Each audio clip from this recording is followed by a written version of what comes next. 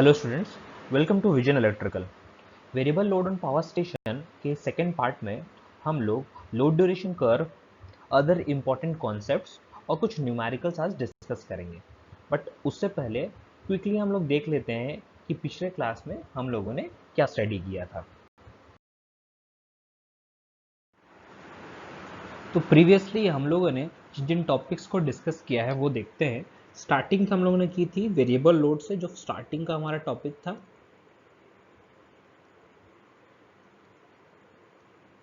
Variable load, ये एक topic हम लोगों ने कंसिडर किया। इसके बाद हम लोग ने अपना डिस्कशन कहाँ शिफ्ट किया, लोड कर्व्स पे, ठीक है। फिर कुछ डिफरेंट टर्म्स एंड फैक्टर्स, इस पे डिस्कशन हुआ, ठीक है। इसी के अंदर मैंने आपको फैक्टर्स को याद रखने के लिए कुछ कॉन्सेप्ट्स या ट्रिक्स बताए, ठीक है। इन्हीं ट्रिक्स को चलिए हम लोग क्विकली रिवाइज कर लेते हैं। पहला क्या था उसमें, लाइट एंड मिरर यानी कि LAM। इसका क्या मतलब होता है, load factor is equal to average load upon maximum demand. दूसरा था आपका डिमांड फैक्टर, उसके लिए क्या था आपका DMCL, दिल्ली मेट्रो क्लासेस, ठीक है। डिमांड फैक्टर याद रखना, D stand for demand factor ना, maximum demand divide by connected load, ठीक है। देन आगे हम लोग ने क्या डिस्कस किया था, कैप, CAP, जो कि हमारा कैपेसिटी फैक्टर होता है। Capacity factor is equal to average load divide by P यानी कि प्लांट कैपेसिटी है। एंड फाइनली हम लोगों ने UMP, उत्तर मेटल प्लांट, यानी कि utilization factor is equal to maximum demand divided by plant capacity, यही था ना UMP, इसको डिस्कस किया। एक और अलग से फैक्टर इंपॉर्टेंट है, that is diversity factor. Diversity factor का हम लोगों ने कोई ट्रिक नहीं देखा था, थोड़ा हटके है, इसको आप याद रखिएगा।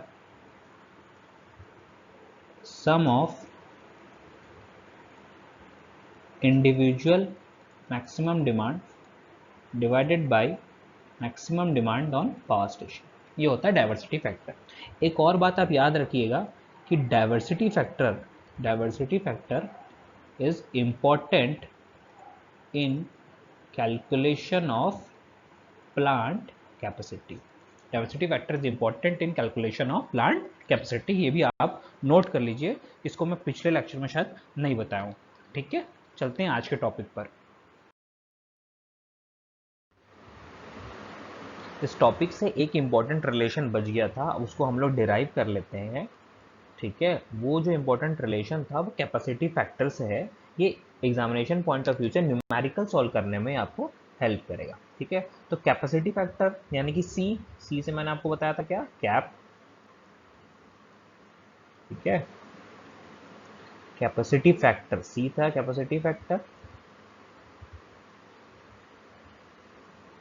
कैपेसिटी फैक्टर, ठीक है। ए और पी, ए यानी कि average load all divided by plant capacity, ठीक है।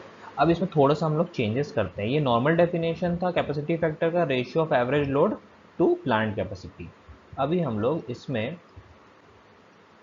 मैक्सिमम डिमांड न्यूमरेटर में और डिनोमिनेटर में मल्टीप्लाई कर देते हैं, ठीक है।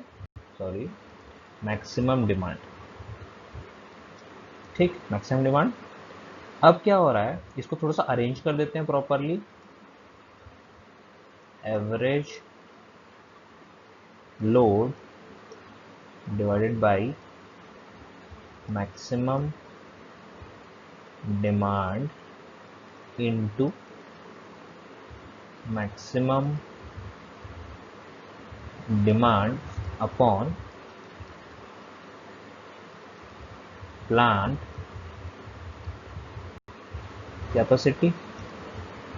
ठीक है, तो मैंने क्या किया, बस सिंपल अरेंजमेंट कर दिया है। ठीक है, तो ये देखिए आप इसमें A M average load divide by maximum demand. ठीक है, ये average load by maximum demand actually में है क्या, ये लोड फैक्टर है एल एम। ठीक है, और ये M P maximum demand divide by plant capacity, M P U M P, तो ये क्या है, ये आपका यूटिलाइजेशन फैक्टर है। सिंपल सा डेरिवेशन था, आपको याद रखने की भी कुछ जरूरत नहीं है। ठीक है, ये कैपेसिटी फैक्टर में average load upon plant capacity है, उसमें आप मैक्सिमम डिमांड न्यूमरेटर और डिनोमिनेटर में इंटू कर दीजिए, थोड़ा सा अरेंजमेंट कर दीजिए, और फाइनली आपको क्या मिल जाएगा, कैपेसिटी फैक्टर का एक नया relation. Capacity factor is equal to load factor into utilization factor.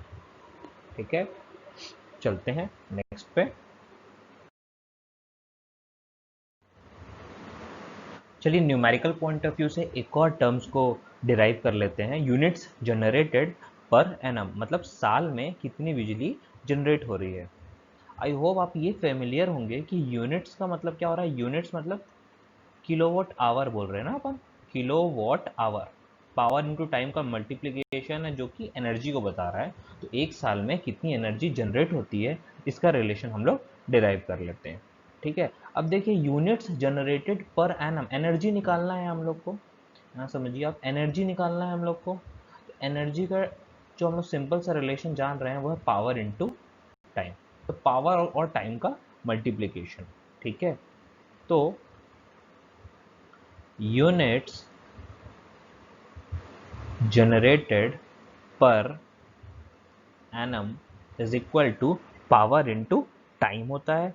ठीक है, तो हम तो जान रहे हैं पावर इनटू, मतलब एक साल में बोल रहा है ना, तो साल भर का एवरेज लोड, साल भर का एवरेज लोड ले लेते हैं, साल भर का एवरेज लोड, लेकिन हम लोग हमेशा ना किलोवाट में लेके बनाएंगे क्योंकि यूनिट्स की बात कर रहे हैं, और यूनिट्स की बात कर रहे हैं उसका यूनिट क्या है, किलोवाट आवर है, तो हम लोग किलोवाट इंटू आवर करेंगे। तो एवरेज लोड इसकी यूनिट जो है किलोवाट में है, into hours in a year, साल भर में जितना टाइम रहता है, तो average load in kilowatt into hours in a year. ठीक है, अब ये वाला चीज हम लोग को निकालना है। अब मैं आपको ये, अब तो पता ही है आपको कि यहाँ देखते हैं, एक फॉर्मूला याद है आपको, एल ए एम, ये निमोनिक्स याद है, एल ए एम, यहाँ से लोड फैक्टर की वैल्यू कितनी आती है, average load divided by maximum demand, ये आती है। अब यहाँ से हम लोग एवरेज लोड की वैल्यू निकाल सकते हैं, बिल्कुल निकाल सकते हैं। Average load is equal to load factor into maximum demand, है कि नहीं। यही चीज को हम लोग यहाँ सब्सटीट्यूट कर देते हैं ऊपर में। ठीक है, तो इसको हम लोग ऐसे लिख लेते हैं कि मैक्सिमम डिमांड जो कि किलोवाट में होगा, into load factor into hours in a year, मतलब एक साल में कितना घंटे होंगे, तो 24 आवर्स एक दिन में, इंटू कितने डेज है, मतलब 365 डेज का है, लीप ईयर नहीं कंसिडर कर रहे हैं, 365। तो फाइनली ये आ रहा है आपका यूनिट जनरेटेड पर एनम, कितना आ रहा है, maximum demand in kilowatt into load factor into 8760। ठीक है, तो ये रिलेशन आया। ठीक है, units generated per annum is equal to maximum demand in kilowatt into load factor into 8760। इसको आप नोट कर लीजिएगा, ये डायरेक्ट क्वेश्चन पूछता है कि यूनिट जनरेटेड पर एनम कितना है, आपको मैक्सिमम डिमांड लोड फैक्टर सब दिया रहेगा, आपको बस प्रॉपर फॉर्मूला लगाना है। ठीक है, अब हम लोग लोड ड्यूरेशन कर्व को समझते हैं। लोड ड्यूरेशन कर्व क्या है, when the load elements of a load curve are arranged in the order of descending magnitudes, the curve thus obtained is called a load duration curve। ये load duration curve जो है वो load curve से ही plot किया जाता है। अगर हम लोग लोड कर्व का डेटा यानी कि जो लोड है मेगावाट में आप जो लोड है अगर उसको हम लोग डिसेंडिंग ऑर्डर यानी कि बड़े से छोटा ऐसा अगर अरेंज कर दे तो जो कर्व हम लोग को ऑब्टेन होगा वो क्या कहलाएगा, लोड ड्यूरेशन कर्व कहलाएगा। ठीक है, सेकेंड पॉइंट इसका ये बोल रहा है कि this curve gives the number of hours for which a particular load last during the day. ठीक है, तो ये कर्व हमको ये बताता है कि एक लोड जो है पर्टिकुलर लोड वो कितने घंटों तक रहा है। ठीक है, कंसिडर करिए एक लोड कर्व को, जैसे यहाँ पर दिखा रहा हूँ, ये लोड कर्व जो है आप ये कंसिडर करिए, ये लोड कर्व है। अब इसी से हम लोग लोड ड्यूरेशन कर्व को प्लॉट करेंगे। ठीक है, लोड ड्यूरेशन कर्व का डेफिनेशन क्या है, लोड कर्व से ही प्लॉट होगा। ठीक है, लोड कर्व से ही प्लॉट होगा, इसी लोड कर्व से हम लोग लोड ड्यूरेशन कर्व को प्लॉट करेंगे। ठीक है, बस हम लोग को क्या करना है, लोड को डिसेंडिंग ऑर्डर में देखते जाना है और ये देखना है कि वो लोड कितने घंटों तक था। ठीक है, तो स्टार्ट करते हैं इस लोड कर्व को। देखिए, और सबसे बड़ा लोड आप क्लियरली देख सकते हैं यहाँ पर, वो है आपका 20 मेगावाट। ठीक है, 20 मेगावाट जो है इस 24 घंटों में 20 मेगावाट सबसे ज़्यादा लोड है। अब ये देखिए कि वो कितने घंटों तक रहा है। अब इस कर्व में आप इजीली देख सकते हैं, जैसे ये 20 मेगावाट का जो प्लॉट है इसको आपको इजीली देखिए, आपको पता चल जाएगा कि वो प्लॉट जो है कितने घंटे तक था। ठीक है, तो ये देखिए ये टाइम दे रखा है, इसी समझ में आ रहा है 8 से 12, 12 से 16, यानी कि जो 20 मेगावाट का जो लोड है, 20 मेगावाट का जो लोड है वो कितने घंटों तक था, 8 आवर्स तक था। ठीक है, 20 मेगावाट का लोड कितने घंटों तक था, 8 आवर्स का। अब नेक्स्ट चलते हैं, उससे छोटा देखिए अब कौन सा दिख रहा है आपको, 15 मेगावाट दिख रहा है आपको। ठीक है, अब 15 मेगावाट भी देखिए, यहाँ से दिख रहा है ये 15 मेगावाट वाला जो है, ये क्लियरली देखिए ये वाला पॉइंट है ना, 4 से 8। ठीक है, तो ये 15 मेगावाट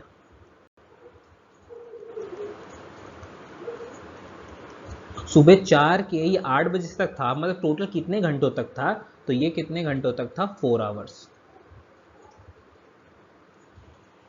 ठीक है, अब फाइनली हम लोग दूसरा एक और जो बच गया है वो देख लेते हैं, दैट इज 5 मेगावाट जो है वो लीस्ट था।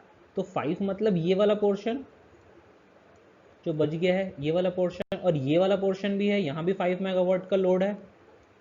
कितने घंटे तक देख लीजिए, 12 से 4 था और यहाँ 16, यानी कि शाम के 4 बजे से फिर वापस रात के 12 बजे तक।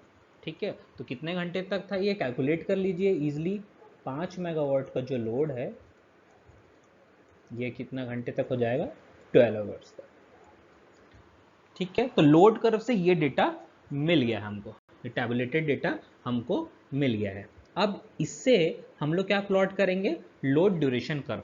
क्या प्लॉट करना है, डिसेंडिंग ऑर्डर में 20 जो मेगावाट लोड है आपका, 20 मेगावाट वो 8 आवर्स तक है, 15 मेगावाट 4 आवर्स तक है, 5 मेगावाट 12 आवर्स पे। ये डेटा है, बस इसको आपको प्लॉट करना है। ठीक है, तो ये आपका लोड ड्यूरेशन कर्व ऐसे दिखेगा। ठीक है, ये लोड ड्यूरेशन कर्व आपका ऐसे दिखेगा।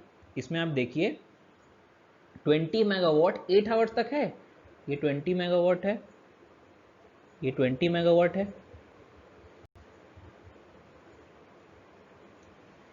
20 मेगावाट 8 आवर्स तक है। उसके बाद आप क्लियरली देख सकते हैं कि जो 4 मेगावाट का, सॉरी 15 मेगावाट का जो लोड है वो 4 घंटे तक है, ये वाला पोर्शन है ना, ये 15 मेगावाट वाला पोर्शन है जो 4 घंटों तक था। और फाइनली जो आपका 5 मेगावाट का लोड है वो कितने घंटों तक है, 12 आवर्स तक है। ठीक है, ये वाला पोर्शन आप देख लीजिए, ये वाला, ये कितने घंटों तक है, 12 आवर्स पे है। ठीक है, तो ये था आपका लोड कर्व, और उससे कैसे प्लॉट हुआ आपका लोड ड्यूरेशन कर्व। सिग्निफिकेंस ये है कि इससे क्या हो रहा है, आपका डेटा जो है और प्रेजेंटेबल फॉर्म में आ जा रहा है।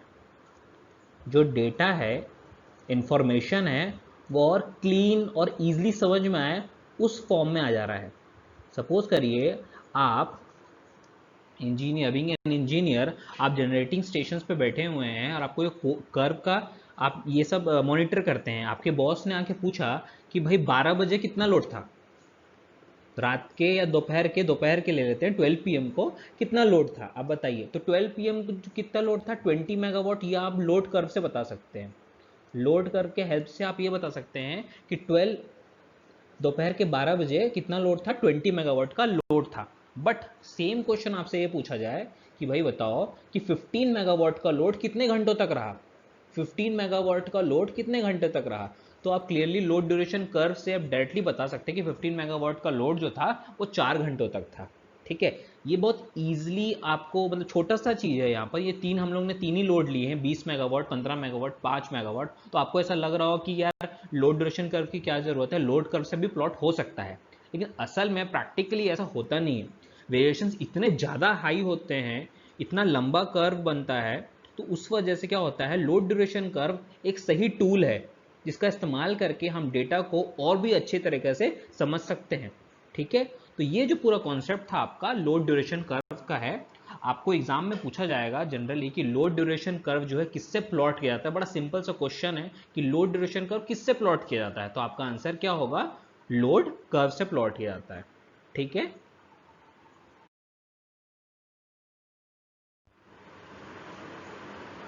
नेक्स्ट हम लोग बेस लोड और पीक लोड और पावर स्टेशन को समझ लेते हैं कि ये बेस लोड और पीक लोड क्या है।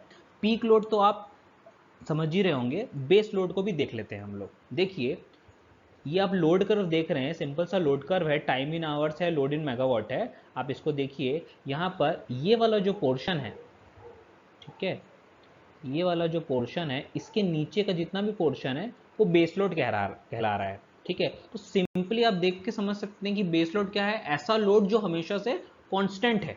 ठीक है, द अनवेरिंग लोड यानी कि the constant load which occurs almost the whole day on the station is known as base load. मतलब ये जो लोड है 20 का, है ना, 20 मेगावाट का ये जो बेस लोड है ये पूरे दिन स्टेशन पे रहने वाला है। ठीक है, अब उसके साथ में in addition to base load आपको क्या आ रहा है, पीक लोड आ रहा है। पीक लोड, ये दो पीक लोड है। ठीक है, टाइम अब नोट कर सकते हैं कि इस दौरान जो है ये जो टाइम है, इस टाइम पे कुछ ज़्यादा ही पीक लोड रहेगा, इस टाइम पे कुछ ज़्यादा ही पीक लोड रहेगा।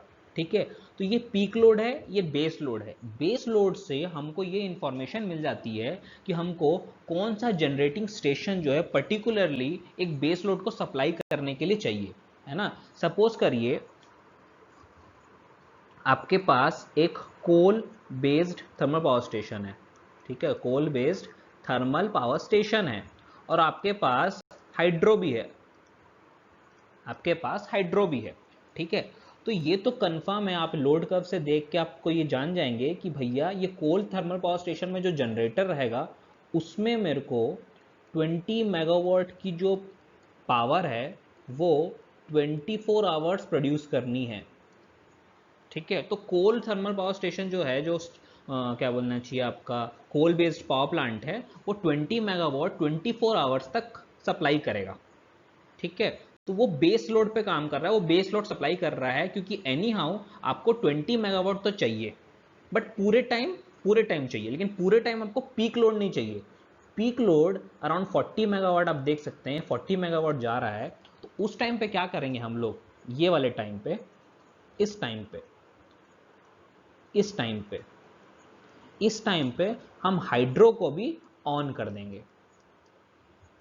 ठीक है, तो हाइड्रो की ऑन होने की वजह से हम लोग पीक लोड को मीट कर पाएंगे।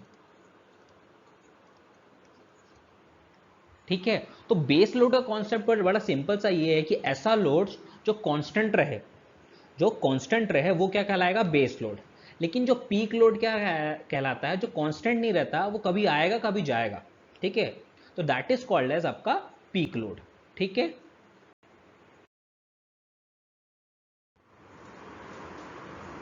अब हम लोग रिजर्व कैपेसिटी के बारे में कुछ जान लेते हैं। रिजर्व कैपेसिटी क्या होती है, additional generating capacity, additional capacity जो है प्लांट की रखी जाती है, अगर कुछ फॉल्ट कंडीशन हो गया, कुछ मेंटेनेंस कंडीशंस है, एडिशनल पावर प्रोवाइड करना है इमरजेंसी में, तो उसके लिए रिजर्व में हम कुछ यूनिट्स रिजर्व रखते हैं, रिजर्व में कुछ पावर रखी जाती है कि इमरजेंसी के दौरान या कोई कंडीशन के दौरान पावर को सप्लाई किया जा सके।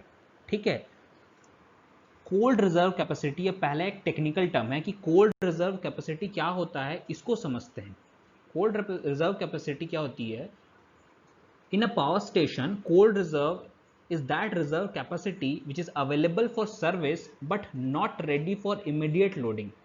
Available for service but normally not ready for immediate loading. वो सर्विस में है बट लोडिंग के लिए उपलब्ध नहीं है, मतलब तुरंत लोडिंग करने बोलोगे तो वो आपको जनरेटर जो है तुरंत आपको लोड सप्लाई नहीं कर पाएगा। ठीक है, सपोज करिए आपके पास 600 मेगावाट का प्लांट है। ठीक है, 600 मेगावाट का प्लांट है, उसमें से एक 200 मेगावाट का यूनिट है, मतलब एक जो ऑल्टरनेटर है वो 200 मेगावाट का है। ठीक है, दूसरा आपके पास एक और ऑल्टरनेटर है 300 मेगावाट का,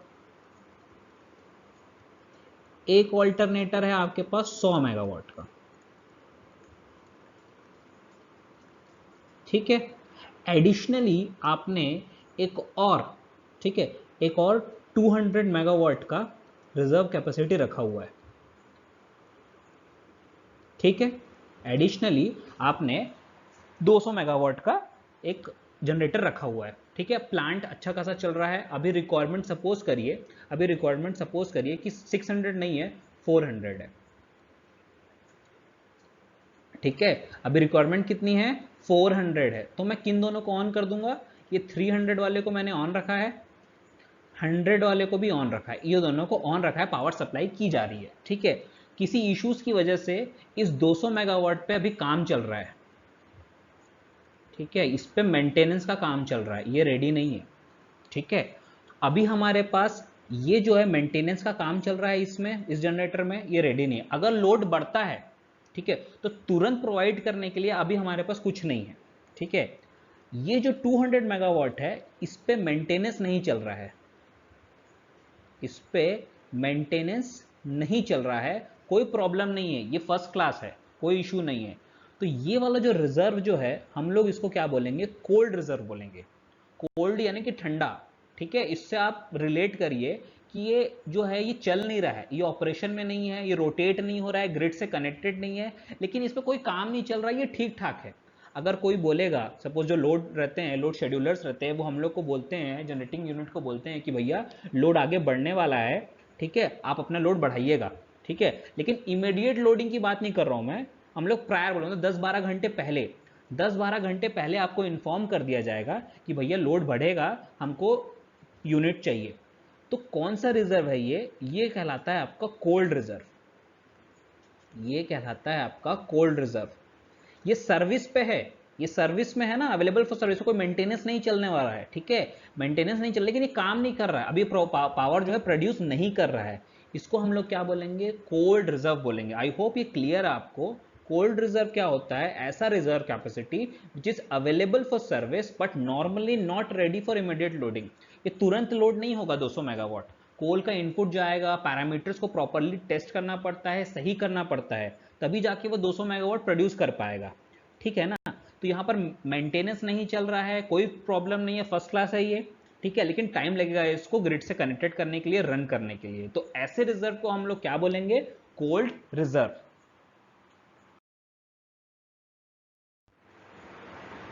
नेक्स्ट हम लोग बात कर लेते हैं हॉट रिजर्व कैपेसिटी के ऊपर। ठीक है, हॉट रिजर्व कैपेसिटी क्या होती है? कोल्ड रिजर्व कैपेसिटी से एक स्टेप ऊपर हो गया ये। Hot reserve in a power system is that reserve capacity which is operation but not in service. Operation में है बट सर्विस में नहीं है। ठीक है, ऑपरेशन में है बट सर्विस में नहीं है, मतलब ये ग्रिड से कनेक्टेड नहीं है।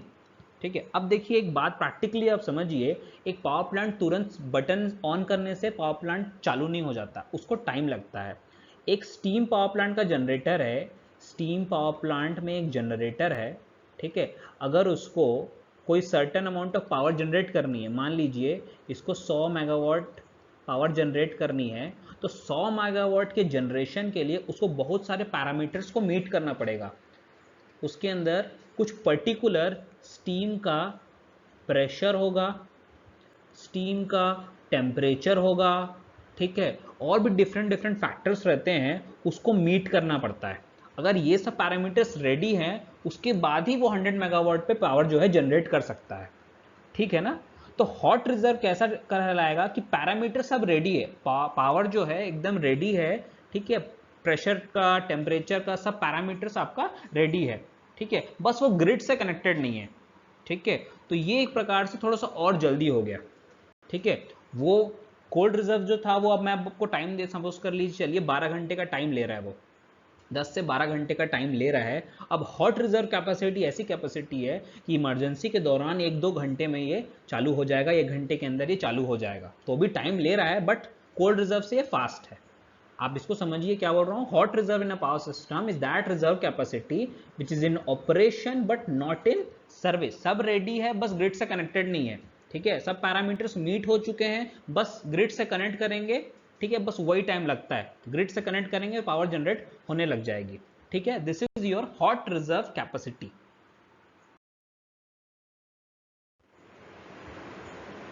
अब फाइनली हम लोग स्पिनिंग रिजर्व कैपेसिटी के बारे में बात कर लेते हैं कि स्पिनिंग रिजर्व कैपेसिटी क्या होती है। Spinning reserve capacity is that generating capacity which is connected to the bus and ready to take load. जो बस से कनेक्टेड हो, बस बार से कनेक्टेड हो और वो रेडी हो लोड को टेक करने के लिए, ठीक है। अब जैसे ये ऑल्टरनेटर है, फिर से एग्जाम्पल से समझते हैं, एग्जाम्पल से आपको क्लियरली समझ में आएगा। एक ऑल्टरनेटर है इसकी कैपेसिटी सपोज करिए वो 100 मेगावाट पावर प्रोड्यूस कर रहा होगा, ठीक है, लेकिन अभी एट प्रेजेंट वो 70 मेगावाट ही जनरेट कर रहा है, ठीक है। अभी लोड डिमांड जो है वो 70 मेगावाट की है, अभी वो 70 मेगावाट ही जनरेट कर रहा है, ठीक है। तो क्या हो रहा है, इसके पास जो एडिशनल 30 मेगावाट है, एडिशनल 30 मेगावाट है, इस कैपेसिटी को हम लोग क्या बोलेंगे, स्पिनिंग रिजर्व कैपेसिटी। एक ऑल्टरनेटर जो था वो 70 मेगावाट प्रोड्यूस कर रहा है, 30 मेगावाट भी तो ऑलरेडी बस से कनेक्टेड ही है, बस वो प्रोड्यूस नहीं कर रहा है, ठीक है। अगर हम लोग कोल का इनपुट बढ़ा देंगे तो क्विकली ये 30 मेगावाट पावर और प्रोड्यूस करने लग जाएगा। तो इसी वजह से इसको हम लोग क्या कहते हैं, स्पिनिंग रिजर्व कैपेसिटी। ये सबसे फास्टेस्ट है, ठीक है। इमरजेंसी कंडीशन में अगर तुरंत तुरंत आपको डिमांड है लोड की, ठीक है, तो सबसे पहले जो रिस्पॉन्ड करेगा वो स्पिनिंग रिजर्व कैपेसिटी ही रिस्पॉन्ड करेगा, ठीक है। तो कोल्ड रिजर्व कैपेसिटी जो था, टाइम देखें तो कोल्ड रिजर्व कैपेसिटी सबसे ज़्यादा टाइम लेगा पावर जनरेट करने में, उसके बाद हॉट रिजर्व कैपेसिटी आएगा, ठीक है, और फाइनली आपका क्या आएगा, स्पिनिंग रिजर्व कैपेसिटी, जो क्विकली आपको पावर जनरेट करके देगा, ठीक है। आई होप ये समझ में आ गया होगा तीनों का डिफरेंस। अगर आपको नहीं समझ में आया होगा तो प्लीज़ अपने क्वेरीज मेरे को बताइएगा, मैं आपको ये फिर से समझा दूंगा।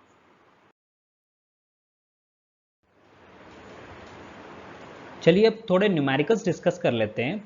जे एग्जामिनेशन में वैसे कोई ज़्यादा टफ क्वेश्चंस आपसे नहीं पूछे जाएंगे, फिर भी हम हर लेवल के क्वेश्चंस देख लेते हैं, ठीक है। इस इकोनॉमिक्स के टॉपिक से ज़्यादा क्वेश्चन कुछ आते नहीं है, डायरेक्टली आपको फैक्टर से कुछ क्वेश्चन आएंगे कि ये फैक्टर पूछेगा, लोड फैक्टर क्या है, डाइवर्सिटी फैक्टर क्या है, डिमांड फैक्टर है, बस यही सब क्वेश्चन पूछते हैं, फिर भी हर लेवल के क्वेश्चन देख लेते हैं। अब देखिए इस क्वेश्चन में क्या बोल रहा है, maximum demand on a power station is 100 megawatt. Maximum demand आपको दिया है कितना, 100 मेगावाट, ठीक है। एनुअल लोड फैक्टर दिया हुआ है 40%, ठीक है, एनुअल लोड फैक्टर दिया है 40%, और आपसे क्या पूछा है, total energy generated in a year. इसका रिलेशन क्या था, मैक्सिमम डिमांड, ये फॉर्मूला क्या था, मैक्सिमम डिमांड, जिसकी हम लोग यूनिट जो है हमेशा किलोवाट में लेंगे ताकि जो फाइनल आंसर है वो किलोवाट आवर में आए, into load factor into hours in a year, एक साल में जितने आवर्स होते हैं, ठीक है। अब देखिए मैक्सिमम डिमांड किलोवाट में, ये वाला जो चीज़ दिया है वो 100 मेगावाट में है, तो किलोवाट में कितना हो जाएगा, 100 इंटू 10⁻³ किलोवाट। ठीक है, वो मेगावाट में दिया था, 10⁻6 होता है, तो किलोवाट में कैसे लिखेंगे हम लोग इसको, 100 × 10⁻³ किलोवाट। ठीक है, बस वैल्यू सब्सटीट्यूट कर दीजिए, 100 × 10⁻³ इंटू लोड फैक्टर कितना दिया है 40%, यानी कि 0.4। एक साल में कितने आवर्स दिए हुए हैं, जनरली आपको जब भी ऐसा आएगा तो आप हमेशा 24 × 365 लेके चलेंगे, यानी कि 8760। ठीक है, इसको सॉल्व कर लीजिए, आपका आंसर आ जाएगा 3504 × 10⁵ किलोवाट आवर।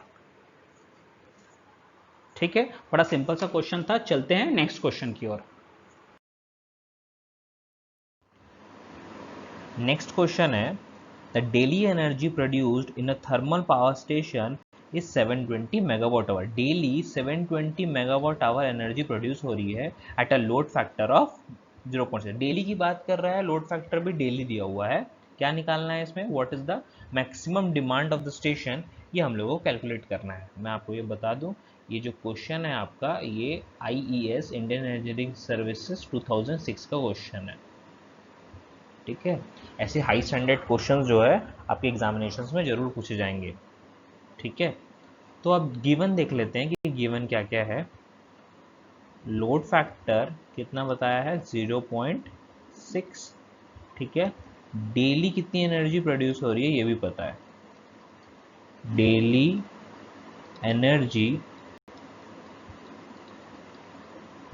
प्रोड्यूस्ड कितना है 720 मेगावाट आवर। हम लोग को क्या निकालना है, मैक्सिमम डिमांड निकालना है।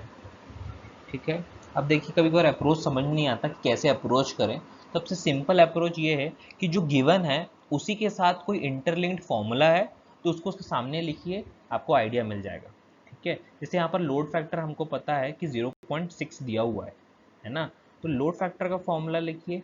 Load factor is equal to क्या होता है, average load upon maximum demand. अब मैक्सिमम डिमांड तो कैलकुलेट करना है ना, लोड फैक्टर हमको दिया हुआ है, एवरेज लोड अगर निकल जाएगा तो हम लोग को ये सॉल्यूशन आ जाएगा। ठीक है, तो हम एवरेज लोड निकालने के लिए हमको ये डेली एनर्जी प्रोड्यूस दिया हुआ है कि दिन भर में कितनी एनर्जी प्रोड्यूस हो रही है। ठीक है, तो इसी से हम लोग क्या कैलकुलेट करेंगे, एवरेज लोड। कैसे कैलकुलेट करेंगे एवरेज लोड, एवरेज लोड मतलब एवरेज लोड कैसे निकल के आएगा, डेली कितनी एनर्जी प्रोड्यूस हो रही है 720 मेगावाट आवर। अगर डेली इतनी प्रोड्यूस हो रही है यानी कि 720 मेगावाट, मैं यूनिट लिख देता हूँ, क्लियर हो जाएगा आपको। ठीक है, तो ये एनर्जी है, हमको लोड निकालना है यानी कि पावर निकालना है, तो ऑब्वियसली यहाँ पर कुछ आवर से डिवाइड कर देंगे तो ये आवर कट जाएगा और फाइनली पावर आ जाएगा या लोड आ जाएगा। तो डेली की बात कर रहे हैं तो कौन से आवर से मल्टीप्लाई करेंगे, 24 आवर्स। तो एवरेज लोड आपका 720/24 यानी कि कितना आ गया 30 मेगावाट आवर। यूनिट 30 आया, यूनिट मेगावाट आएगा। ठीक है, बस अब इसको सब्सटीट्यूट कर दीजिए। लोड फैक्टर कितना था 0.6, एवरेज लोड आपका कितना आ गया 30 कैलकुलेट किया हमने, तो मैक्सिमम डिमांड आपको निकालना है। ठीक है, तो ये maximum demand is equal to कितना हो गया 30 divided by 0.6 which is equal to 50 megawatt.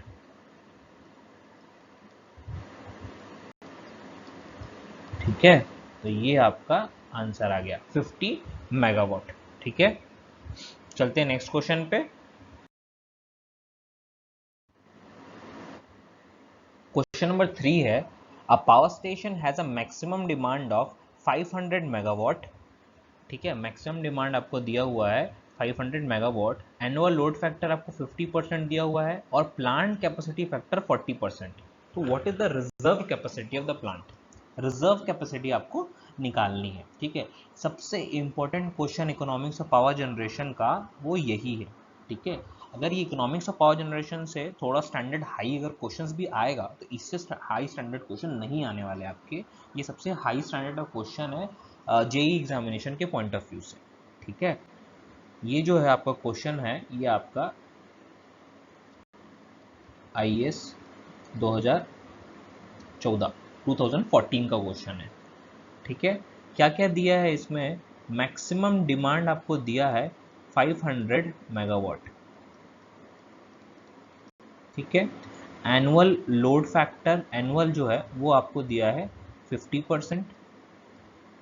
ठीक है, और प्लांट का कैपेसिटी फैक्टर कितना दिया हुआ है? 40%। आपको रिजर्व कैपेसिटी निकालनी है। ठीक है, अब रिजर्व कैपेसिटी आप जानते हैं, रिजर्व कैपेसिटी आपको पता होगा कि ये कैसे निकलता है। रिजर्व कैपेसिटी जो प्लांट की जो कैपेसिटी है, ठीक है, जो प्लांट की कैपेसिटी है, ठीक है, minus maximum demand, plant capacity minus ये इसका फॉर्मूला है। ठीक है, अब देखिए मैक्सिमम डिमांड तो दिया हुआ है, आपको प्लांट कैपेसिटी निकालनी है तो निकल जाएगा। अब प्लांट कैपेसिटी को निकालने के लिए ये दो रिलेशंस दिए हैं आपको। ठीक है, कैसे करना है, कैसे पहुंचना है उसको छोड़िए, जो दिया हुआ है उसके सामने फॉर्मूला लिखिए, देखते हैं क्या क्या आता है। ठीक है, अब जैसे लोड फैक्टर है, लोड फैक्टर LAM। ठीक है, load factor is equal to average load upon maximum demand.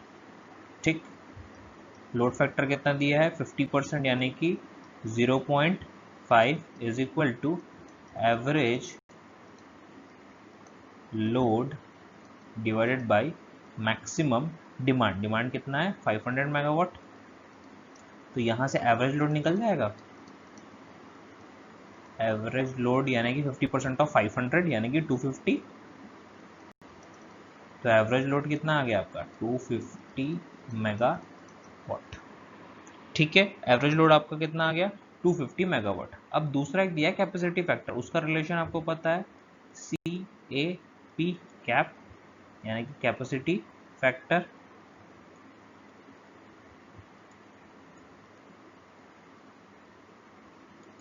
Capacity factor it is equal to average load divided by plant capacity. कितना आ रहा है यहाँ से? एवरेज लोड पता है, ऊपर निकाला हम लोगों ने ये। ठीक है, कैपेसिटी फैक्टर भी पता है आपको। तो फाइनली यहाँ से आपकी प्लांट कैपेसिटी कितनी आ रही है? ठीक है, कितनी आएगी? Average load divided by capacity factor, यानी एवरेज लोड कितना है? 250 डिवाइड बाय प्लांट कैपेसिटी 40%, और ये 40 नहीं है, 40% है। ठीक है, 40% यानी कि 0.4। तो 250 डिवाइड बाई 0.4 कितना आएगा? 625 मेगावाट। ठीक, तो बस आपका रिजर्व कैपेसिटी यहाँ निकल गया। Reserve capacity it is equal to plant की कैपेसिटी कितनी है? 625 minus maximum demand. Maximum demand कितना है? 500। ठीक, तो 125 आपका रिजर्व कैपेसिटी। ठीक है, तो ये तो एक तरीका हो गया निकालने का। ठीक है, अब इसको ना कुछ दूसरे एंगल से अप्रोच करके देखते हैं कि और भी कोई तरीका है क्या इसको निकालने का। ठीक है, अब देखिए डायरेक्ट ये फॉर्मूला है जो है ना, आप उसको वो लिखिए। ठीक है, ये पहला जो है आपका लोड फैक्टर है, तो मैं क्या कर रहा हूँ, ये है load factor LAM। Load factor is equal to क्या फॉर्मूला होता है? Average load divided by maximum demand. ठीक है, ये पहला रिलेशन हो गया। ठीक है, दूसरा है capacity factor is equal to ये क्या था आपका? LAM, और ये क्या था आपका? Cap, CAP। ये हो गया आपका average load divided by plant capacity, यानी कि सेकेंड। अब मैं क्या कर रहा हूँ, 1, ठीक है, 1 डिवाइडेड बाय 2 कर दे रहा हूँ। ठीक, यानी कि load factor divided by capacity factor is equal to average load upon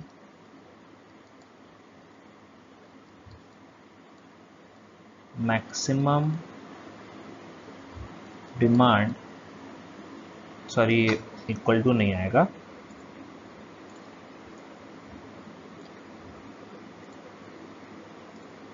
ठीक है, average load divide by maximum demand into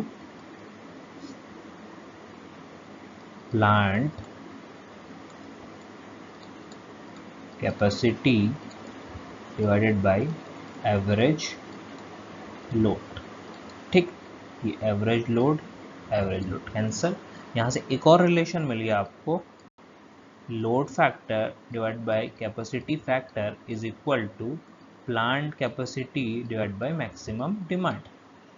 तो इजी है, लोड फैक्टर पता है आपको, कैपेसिटी फैक्टर पता है आपको, मैक्सिमम डिमांड भी पता है आपको।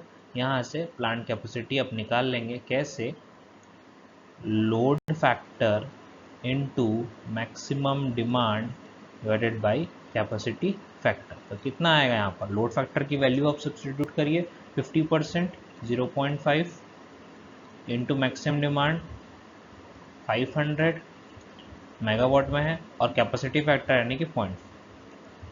ठीक, इसको सॉल्व करेंगे, प्लांट कैपेसिटी आपका आ जाएगा 625 मेगावाट। अब प्लांट कैपेसिटी का ही तो खेला था, प्लांट कैपेसिटी निकल गया, मैक्सिमम डिमांड भी आपको पता है, तो बस रिजर्व निकालना है। तो रिजर्व कितना आएगा, रिजर्व कैपेसिटी कितना आएगा 625 जो आपका प्लांट कैपेसिटी है माइनस मैक्सिमम डिमांड यानी कि 500 से, तो फाइनली 125 मेगावाट। तो ये दो मेथड है, आपको जैसे अच्छा लगता है आप ये दोनों मेथड में से किसी एक मेथड को चूज कर सकते हैं। ये बहुत इंपॉर्टेंट क्वेश्चन है, ठीक है। चलते हैं नेक्स्ट क्वेश्चन पे।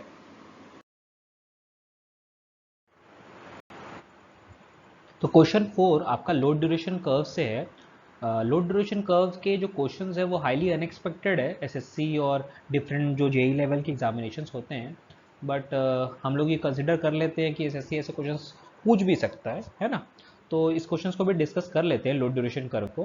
तो ये क्वेश्चन 4 नंबर क्या कह रहा है, the load duration curve for a power station is as shown in the below figure, the reserve capacity in the plant at 70% capacity factor is. ठीक है, लोड ड्यूरेशन कर्व आपको दे दिया है, ठीक है। आपको क्या निकालना है, रिजर्व कैपेसिटी निकालना है। रिजर्व कैपेसिटी का रिलेशन लिखिए आप, रिजर्व कैपेसिटी क्या बोलता है, reserve capacity is equal to plant capacity minus maximum demand. ठीक, maximum demand load duration curve से आप देखिए तो मैक्सिमम डिमांड जो है आपको दिख जाएगा, ये है 90 मेगावाट। ठीक है, ये आपका क्या है, मैक्सिमम डिमांड। आपको प्लांट कैपेसिटी निकालना है, उसके लिए आप कैपेसिटी फैक्टर का रिलेशन यूज करना पड़ेगा। कैपेसिटी फैक्टर का रिलेशन क्या है, CAP cap, capacity factor is equal to average load upon plant capacity.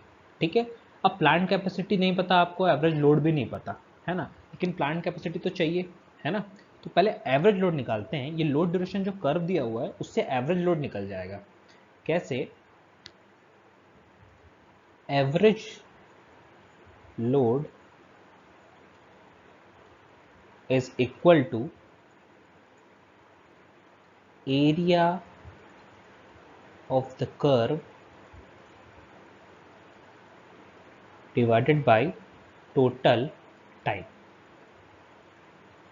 ठीक, आप एरिया निकालिए, जो एनर्जी निकल जाएगा उसको टाइम से डिवाइड कर दीजिए, पावर निकल जाएगा, ये एवरेज लोड निकल जाएगा। ठीक है, तो पहले एरिया निकालते हैं। ठीक है, अब एरिया में ये दो पोर्शन आप देख सकते हैं। पहला है ये वाला पोर्शन जो आपका राइट एंगल ट्रायंगल है, ये वाला पोर्शन। ठीक है, ये राइट एंगल ट्रायंगल आपको दिख ही रहा होगा, दिस वन। ठीक है, ये वाला, इसका एरिया निकालते हैं सबसे पहले कि इसका एरिया क्या हो जाएगा। तो इसका एरिया जो होगा वो होगा 1/2 base into height, which is equal to 1/2 into base. क्या हो गया, बेस हो गया आपका इस लोकेशन से इस लोकेशन तक, तो वो कितना है, नीचे देखिए आप, ये 100, और हाइट जो हो गया वो आपका हो गया इस लोकेशन से इस लोकेशन तक। ये 90 - 50 कर देंगे तो वो आ जाएगा आपका। ठीक है, दैट इज 40। ठीक है, तो ये कितना आ जा रहा है, आपका एरिया कितना आ जा रहा है, 2000 आ जा रहा है एरिया। ठीक है, और वहीं अगर हम लोग इसका निकालना है, ये वाले पोर्शन का, यानी कि ये रेक्टेंगल है, इसका अपन को एरिया निकालेंगे तो ये बड़ा सिंपल है, इसका एरिया निकालना, लेंथ इंटू ब्रेड्थ कर लीजिए। ठीक है, दैट इज 100 इंटू 50, कितना आ गया, 5000। ठीक है, दोनों को ऐड कर दीजिए, एरिया टोटल निकल जाएगा आपका 7000। एक्चुअली में इसका यूनिट क्या है, मेगावाट आवर है, मेगावाट ही तो चल रहा है ना। तो एवरेज लोड यहाँ से, ये वाला जो रिलेशन है एवरेज लोड का, वहाँ से आप देखिए एवरेज लोड कितना आ जाएगा,